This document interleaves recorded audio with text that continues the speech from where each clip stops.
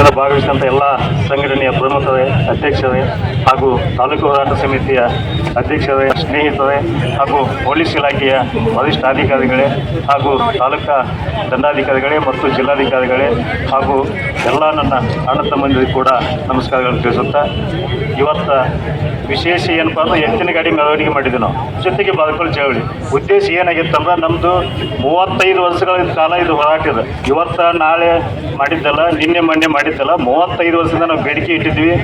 ಕನಿಷ್ಠ 3 ವರ್ಷ ಗಂಟಲೆ ನಾವು ಇಲ್ಲಿ ಧರಣಿ ಕುಂತಿದ್ದೆ ಎಷ್ಟು 3 ವರ್ಷ ಆಗೈತಿ.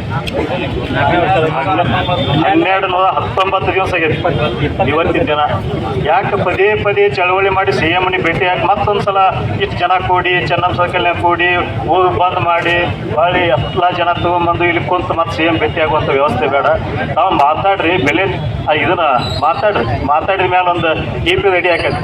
ಇಂಥ ದಿವಸ ಇಂಥ ತಾರೀಕಿಗೆ ಇಷ್ಟು ಗಂಟೆಗೆ ಸಿ ಎಂ ಜೋಡಿ ಭೇಟಿ ಮಾಡ್ಸಕ್ಕೆ ಅಪಾಯಿಂಟ್ಮೆಂಟ್ ಏನು ದೊಡ್ಡ ಕೆಲಸ. ಯಾಕೆ ಅಧಿವೇಶನ ಚಲೋ ಐತಿ. ನಾವು ಈಗ ಯಾಕೆ ಹೇಳ್ತೀವಿ ಅಂದ್ರೆ ಅಲ್ಲಿ ಕಂದಾಯ ಸಚಿವರು, ಪ್ರಿನ್ಸಿಪಲ್ ಸೆಕ್ರೆಟರಿ, ADC ಅವರು, ನೀವು DC ಅವರು, ಇಡೀ ಇಲಾಖೆಗೆ ಸಂಬಂಧಪಟ್ಟಂಥ ಎಲ್ಲ ಇಲಾಖೆ ಅಧಿಕಾರಿಗಳು ಅಲ್ಲೇ ಸಿಗ್ತಾವೆ. ಈಗ ಅಧಿವೇಶನದಾಗ ಪ್ರತ್ಯೇಕ ಸಿಗೋದಿಲ್ಲ. ನಮ್ಮ ಕಂದಾಯ ಸಚಿವ ಬೇಕಂದ್ರೆ ಅಲ್ಲೇ ಸಿಗ್ತದೆ.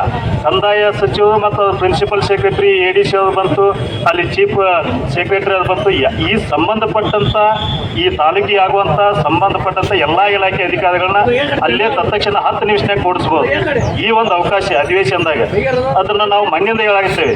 ಅದೊಂದು ಡೇಟ್ ತೊಗೊಂಡ್ಬಿಟ್ರಿ, ಡೇಟ್ ತೊಗೊಂಡ್ರೆ ಅನುಕೂಲ ಆಗೈತಿ ಅಂತೇಳಿ ಆ ಡೇಟ್ ಒಂದು ಅನುಕೂಲ ಮಾಡಿರಿ, ಸ್ವಲ್ಪ 10 ನಿಮಿಷನಾಗ ಮಾತಾಡ್ರಿ ಅಂತೇಳಿ ಕೇಳ್ಕೊತೀವಿ. ಭಾಳ ನಿರ್ಣಯ ನಾವು ಮಾಡ್ತೀವಿ. ಇನ್ನೊಂದು ಏನು ಸಂತೋಷದ ಸುದ್ದಿಪ್ಪ ಅಂದ್ರೆ ನಮಗೆ ಮೊನ್ನೊಂದು ಈ ತಾಲೂಕು ಸೂಕ್ತ ಐತಿ, ಇದನ್ನು ತಾಲೂಕು ಮಾಡೋಕೆ ಅನುಕೂಲ ಐತಿ ಅಂತೇಳಿ ಒಂದು ಶಾಸಕರ ಪತ್ರ ಬಂದಿತ್ತು. ಇವತ್ತು ಈ ತಾಲೂಕು ಆಗಕ್ಕೆ ಯೋಗ್ಯ ಐತಿ.